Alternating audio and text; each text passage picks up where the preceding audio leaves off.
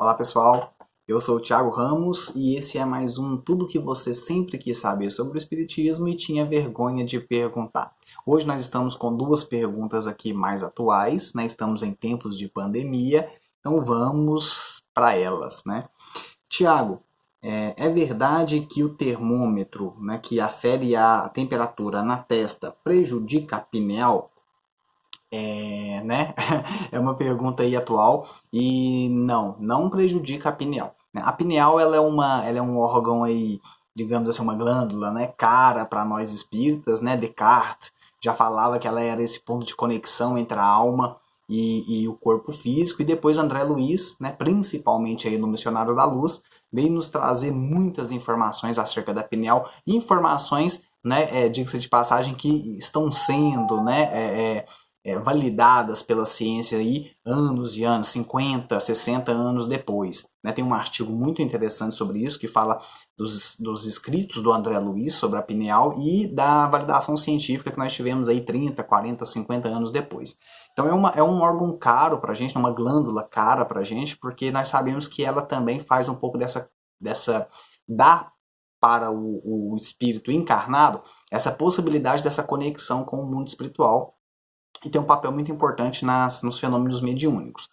O termômetro que afere, né, a temperatura na testa, ele utiliza aí a luz infravermelha, né, ele utiliza aí os raios infravermelhos, e eles não prejudicam as reações corporais, as reações orgânicas, as reações celulares.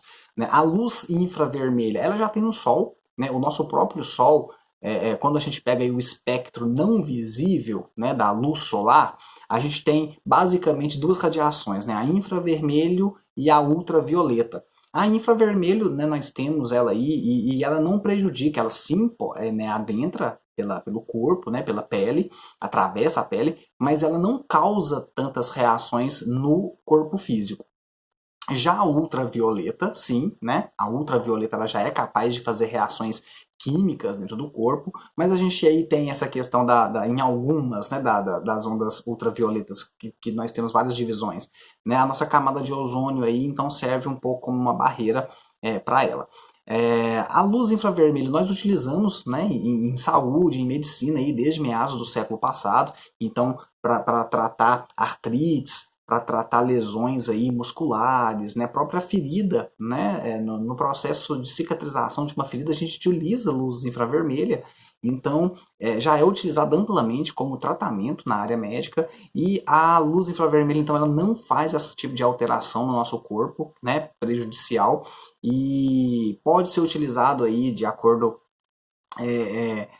para aferir, né, as nossas temperaturas, e aí utilizando a testa, porque aqui, na verdade, aqui condensa um pouco mais de calor, né, onde a gente vai ter uma fidedignidade maior na aferição da temperatura. Ela pode ser aferida em qualquer outro local, mas geralmente em outros locais do corpo nós dispersamos mais calor. Então ela é utilizada nessa parte. A glândula pineal está bem na parte posterior, mas na parte posterior, na base do crânio, mas na parte posterior do cérebro, nem vai ser atingido por essa luz infravermelha. Na verdade, tem muitas outras estruturas na frente. A hipófise, por exemplo, né, a pituitária, ela era muito mais passível de receber primeiro essa luz infravermelha do que a pineal, que é a epífise, né?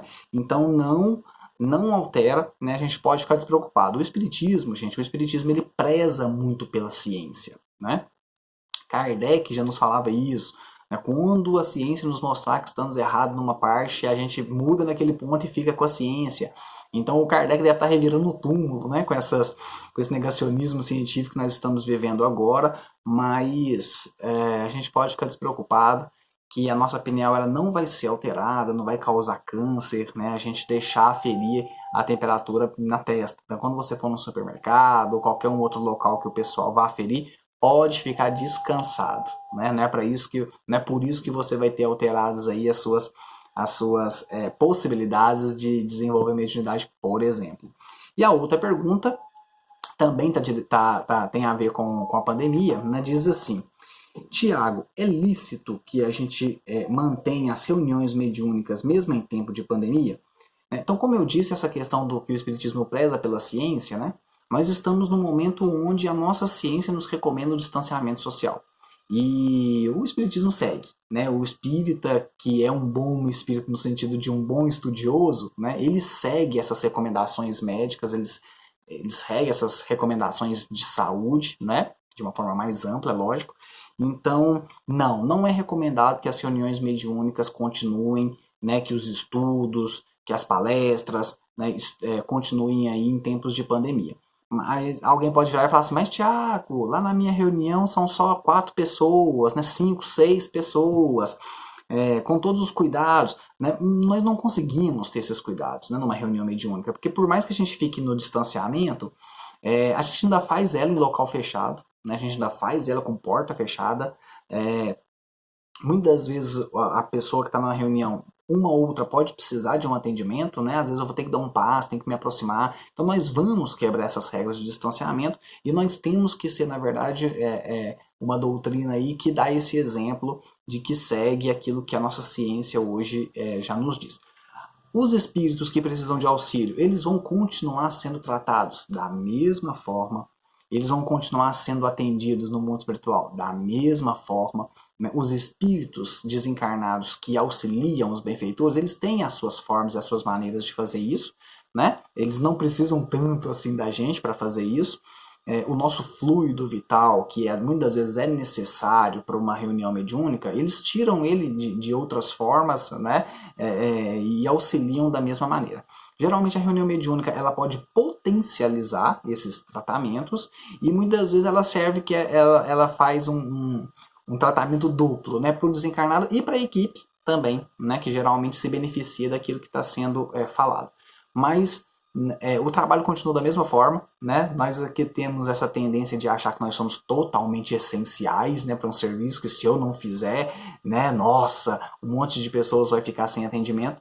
Não é assim muito bem que funciona, né? A gente pode ficar despreocupado também. A gente pode doar aí através de outras formas, né, de períodos meditativos, de concentração em casa, né, de envio de boas vibrações. Mas a reunião mediúnica e as aglomerações devem ser evitadas nesse momento. Né? Num outro momento que a gente tiver aí uma segurança, uma vacina e grande parte da população já imunizada, daí nós voltamos com as nossas atividades normais. Tá? Gente, esse foi mais um Tudo que você sempre quis saber sobre o Espiritismo e tinha vergonha de perguntar. Né? Fiquem à vontade para enviar perguntas, quem desejar, né? Nas redes sociais aí, no Instagram, no Facebook, no YouTube, né? A gente está à disposição. Né? E beijo para todo mundo.